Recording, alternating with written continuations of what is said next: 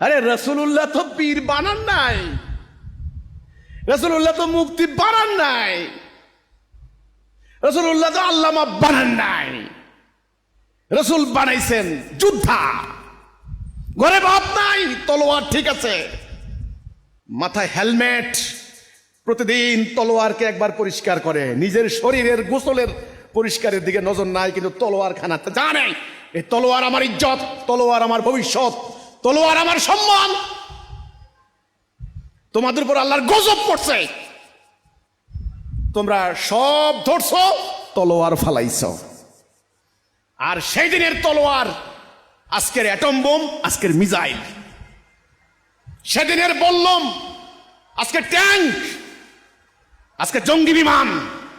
যদি তোমরা তলোয়ার বললাম ডাল ত্যাগ না করতা, তাহলে দুনিয়ার সুপার পাওয়ার হইতে এখন তোমরা। হিজবুত তাওহীদকে 30টা বছর এই সত্য বুঝাই দিয়া গেছেন একজন মানুষ, কিন্তু কয়জন বুঝলো?